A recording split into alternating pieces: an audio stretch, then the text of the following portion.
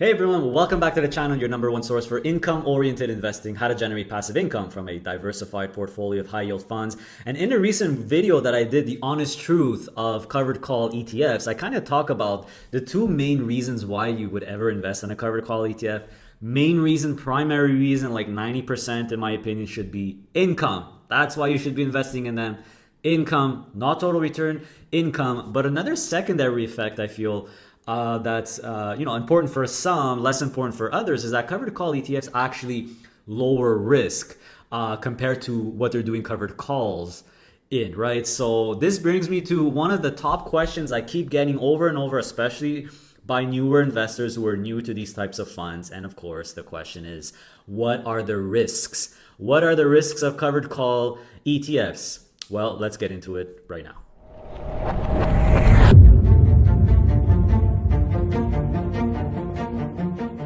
All right, everyone. So what are the risks of covered call ETFs? Well, what I'm about to say is, in this whole video, by the way, well, some of it is, some of it isn't, is my opinion. So I'm giving you my opinion here, and it's maybe something you're not expecting to hear as the number one risk, the covered call ETFs. But I truly believe this is the number one risk of covered call ETFs. You ready? Here it is. Risk number one, or the main risk, is not understanding them and what they are designed for. I really believe that is the number one risk of covered call ETFs. And let me explain why. First of all, what is risk, right? I believe that risk, that term in the investing world, is the most confusing, most misunderstood, most misleading words ever. It messes a lot of people up. And it's easy to understand why, or it might not be until you think of risk this way. So, when it comes to risk, financial institutions, they give risk ratings on certain funds, right? You'll see low risk, medium to high risk, or if ever you go to a financial advisor, he will ask you, what is your risk preference? Low, medium, high. I think all that is complete nonsense. That's just my opinion. I don't believe in those risk ratings, analyst risk ratings, if that even is a thing. So my main point here, and this is what I feel about risk is subjective to many different people. Risk can mean different things to different investors, right? And there's a lot of factors and combination of factors when it comes to risk, and some of them might be very important for some, and some people don't really care about certain factors of risk. So when it comes to risk, yes, there's the asset class risk, and typically stocks or equities. So the real term is for stocks is the equities asset class. And there's four asset classes, by the way. There's equities, which is stocks. There's fixed income, which includes bonds and preferred shares. And that asset class, fixed income, is technically has a lower risk than equities, right? If something is less volatile, is typically more stable, it's gonna have less risk, but it's typically has less reward, and fixed income does have, over the long term, less reward than stocks. Another asset class, by the way, is alternatives. So stuff like real estate and paintings and hockey cards and all kinds of crap go in that alternatives asset class. And then there's cash. Cash is obviously the least risky asset class, but there's asset class risk. Anyway, my point is, there's asset class risk. There's sector risk versus diversified. Obviously, if a fund is diversified, it's going to have less risk than a sector-specific fund. There's also volatility. So I think volatility, sometimes it's interchanged with the word risk. Volatility is just how the price movement of something, how volatile is the price movement. More volatile it is, like a Tesla stock, the more risky it is. So, Tesla stock, or a penny stock, or an upcoming company, a startup company, something in innovation that's new, is obviously going to have a lot more risk than an Apple stock, for example. So it has more volatility, right? Can my money go to zero? That's also another risk consideration. If you're buying penny stocks, or maybe even Tesla, it could be that it goes to zero. But if you buy the S&P 500, it's not going to go to zero, right? So can my money go to zero? Another factor. Another factor is duration, investment duration. How long are you investing for? The longer your duration, the more risk typically you could take. What about income risks? As income investors, that's a very, very big or important risk, because if you're designing a portfolio to pay you every month, and if a fund stops paying or can't pay or is not paying that month, that's an income risk, right? But then there's also limited upside risk. That could be very important for growth investors, right? Covered call ETFs limit upside risk essentially to give you more income. But for a growth investor who wants maximum growth and maximum total return, that could actually be considered a risk for them. They don't want to limit upside growth. So this is why I'm telling you that my conviction, and I'm really convinced that not understanding covered call ETFs or any other strategy ETF for that matter, what they're designed for, is it right for you? That's the biggest risk. Because if everyone sees risk differently because of their own situation and different goals and different personality and style, etc., understanding the product, the investment product, is the ultimate risk mitigation if you think about it, right? So by the way, if you haven't seen my latest video of the honest truth of covered call ETFs, I go into what I feel covered call ETFs are actually designed for. So make sure to check out that video. So that's pretty much it. That's my opinion on risk. So let me give you my opinion on the risk now of covered call ETFs, and then I'll try to show you some examples of what I'm talking about. So this is my opinion. I think that, and it's even from a technical perspective, this is the truth. This is factual. I would say a covered call ETF will have, here it is, slightly lower risk than its underlying holdings, whatever it's doing covered calls on. So I'll repeat again, it will have slightly lower risk than the underlying. So if you have S&P 500 with covered calls, that covered call ETF is going to be, the risk is going to be slightly lower than just having an S&P 500. If you get Tesla with covered calls, the covered call ETF will have slightly lower risk than Tesla. And keyword slightly, it's not that much lower, but we'll try to answer that in a while. So the question is why? Well, it's because risk, everyone, tends to be associated with the downside, not the upside. And covered call ETFs, or the covered call strategy, and even if you do it yourself, if you own Bell or Enbridge or Bank of America and you're writing your own covered calls on these stocks, it cushions the downside. Covered call strategy cushions the downside. You're sacrificing upside, you're giving up upside to cushion the downside with those premiums, right? Because if Tesla goes down and you have Tesla stock, it goes down 10%. Your investment is down 10%. But if you have the Tesla covered call ETF, you'll go down 10% as well, but then you'll get maybe 1% in premium. So that 1% is the cushion. So you're technically down 9%, right? So hopefully I'm making sense. So because risk is usually associated with the downside, guys, and covered call ETF cushions the downside, and don't have to take my word for it. If you look on any website, on any covered call ETF, you'll usually see language, limits upside but cushions downside, hedges long positions, lowers volatility. It's described a million different ways, but that's basically why. So some, like growth investors, might not see it that way or don't see the benefit. They see it as, well, I'm limiting or capping my upside. So that's a big risk for them, right? Going back to my point on why I feel risk is subjective. Also, if the fund uses leverage, like an HYLD, an HDIV, et cetera, that brings up the risk. So you're kind of nullifying the risk mitigation of covered calls. So if you have S&P 500 with covered calls, and then S&P 500 with covered calls and leverage, well, the S&P 500 with covered calls has lower risk than just the S&P 500.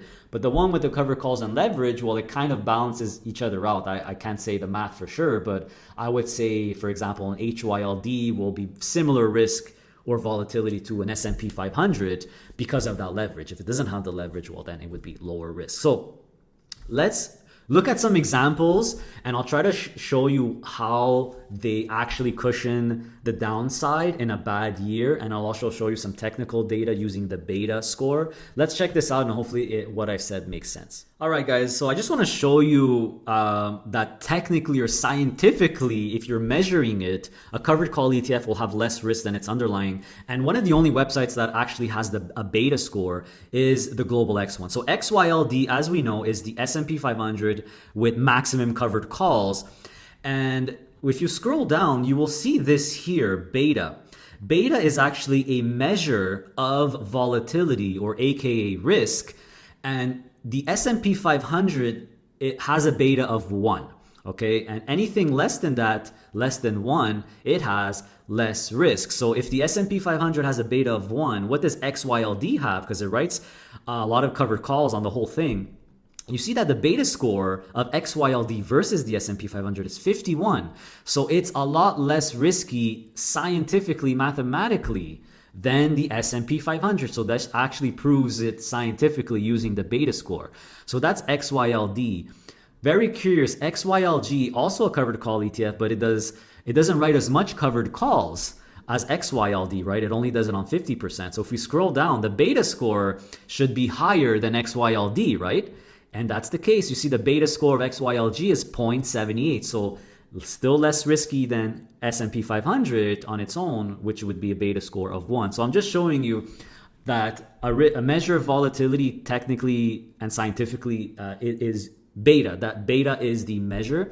And you see that the covered call ETF of the S&P 500, they have lower beta than the S&P 500. So that proves my point. Now let's look at some examples where, because I mentioned it cushions the risk or cushions the downside, you have to look at a down year to really prove that. So this is USCC, guys. This is pretty much the S&P 500 with covered calls by Horizons. 2022 is the crappy year, so 2022 is the year we could actually see to do the test. So in 2022, USCC total return-wise was down 9.48. But if we look at just the S&P 500 without the covered calls in 2022, which is HXS, this one here, it was down more. If we look at 2022, it's down 12.70%. So minus 12.7 on the S&P 500, minus 9.48 on the S&P 500 with covered calls. This is where you're cushioning your upside. You're cushioning your downside. But of course, if you look at the years where the S&P 500 is flying, like in 2021, you see here 23.83. And the covered call one. If we look at the non-covered call one, it's much higher. It's 27. That's normal in a great year. If you're capping or giving up upside for yield, and it's a great year, well, you're going to do not as good with the covered call ETF compared to the passive index fund, right? Another example, CNCC. We'll stick with the same year. So CNCC, this is the covered call TSX 60 index, right? The whole Canadian market. 2022, minus 4.65. Let's look at ZWC, another, it's not exactly the TSX 60, but it's basically the best Canadian dividend stocks, only Canadian dividend stocks. 2022, it's minus 3.52. So minus 4.65, minus 3.52 in 2022. How did just the passive index TSX 60 ETF do in 2022? Minus 6.29, so more negative, right? So this just proves to you that typically in a typical bad year, you will have less negative, right, with the covered call ETF, and that's where the cushioning the downside comes in. But in a positive year, you're going to have less return, of course. But it's not always actually the case, because sometimes there could be a whiplash effect in certain sectors. So let's look at 2022 when it comes to the ZWB. This is Canadian banks, guys, with covered calls from BMO. Very popular. I think it's the biggest covered call ETF in Canada. 2022, minus 11.15%. But if we look at ZEB or ZEB, which is Canadian bank, same thing without the covered calls. In 2022, we're at minus 10.38. So this is a year that even though it was negative, the covered call ETF didn't really do its job. This is most likely because of a whiplash, which means maybe during a certain month or two, the Canadian banks really went up very, very hard and then went down hard. So if within a certain amount of time, there's a lot of up and down, well, it could be that because of how the calls are written and the bad timing, that the covered call ETF might still underperform in even a bad year, but not by much, right? Minus 11 to minus 10.38. Let's take another year, another bad year. 2015, the equal weight without the covered calls did minus 5.96. Let's look at the 2015 with the covered call one, minus 4.12. So in this year did its job. It went down less than, the covered call one went down less than the non-covered call one. Do we have another bad year here?